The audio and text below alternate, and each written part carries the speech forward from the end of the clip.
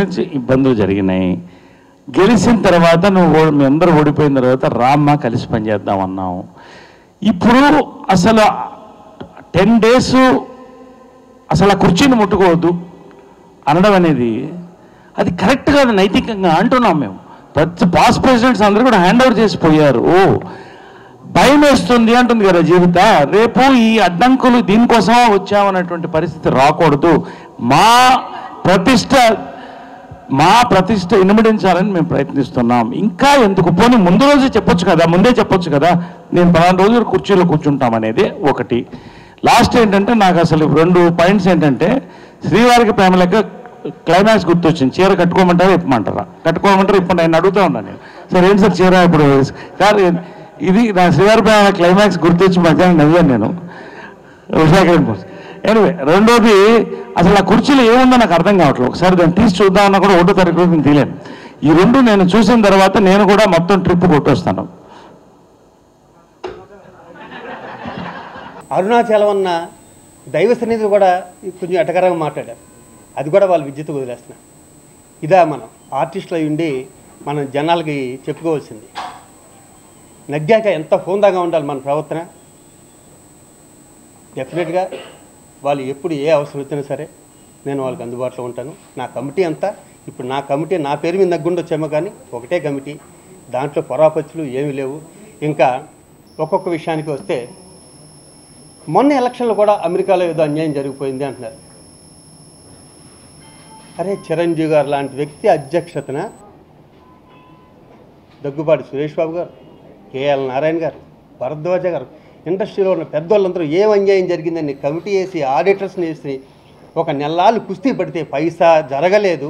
పైగా వేరే ఇంకా 34,000 లక్షలు అడ్వాన్స్ తీసుకొచ్చి శివాజీ రాజా శ్రీకాంత్ దాంట్లో వేశారని చెప్పాక కూడా ఈ మాట అంటాం చిరంజీవి గారిని అవమానించినట్టు కాదు ఈ మాట అంటాం. మీరు కూడా ఏమాత్రం వీలున్నా ఈ విషయం చిరంజీవి గారిని అడగండి. సార్ మీ అధ్యక్షతన శివాజీ రాజా శ్రీకాంత్ అమెరికా వెళ్ళినప్పుడు ఏమన్నా జరిగిందా అని. ఇప్పుడు గర్వంగా చెప్పుకుంటా, చిరంజీవి గారి ఎల్ఏ నుంచి డాలస్ వరకు ఆయన సొంతంగా చార్టెడ్ ఫ్లైట్లో వచ్చాడు డబ్బు కట్టుకుని. ఆయన సొంతంగా వచ్చాడు చార్టెడ్ ఫ్లైట్ డబ్బు కట్టు. మేము చెప్పాము ఆ విషయం.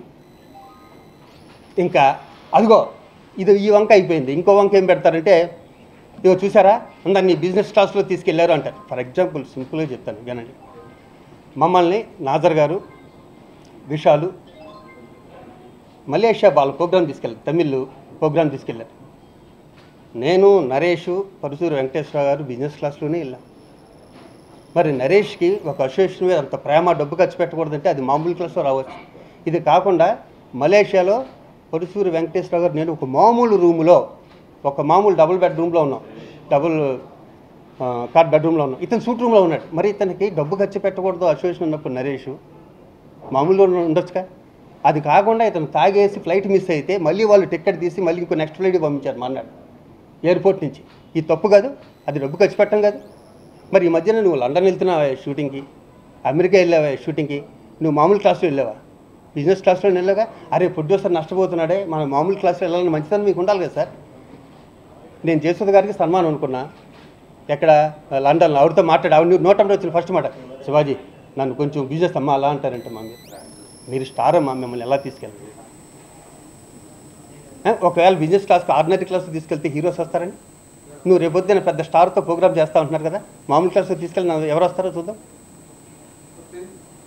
ఎవరో న్యాచురల్గా కాదు. అవి చిన్న చిన్న విషయాలు భూతద్దలు చూపి దీంట్లో అంతా ఉంది బిజినెస్ క్లాస్ అంటే ఏం చెప్తాను చెప్పండి. దీంట్లో అంతా ఉన్నాడు ఏముండదు, దాంట్లో మ్యాటర్ ఏముండదు.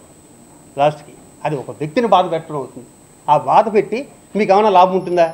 పోనీ మీరు మనశాంతిగా పని చేసుకోగలుగుతారా? మన చుట్టూరు నెగిటివ్ ఎనర్జీ వచ్చేది కంప్లీట్ అంతా. ఇది తప్పు కదా. నరేష్ గారికి నుంచి ఇలాంటివి చేయొద్దు ప్లీజ్.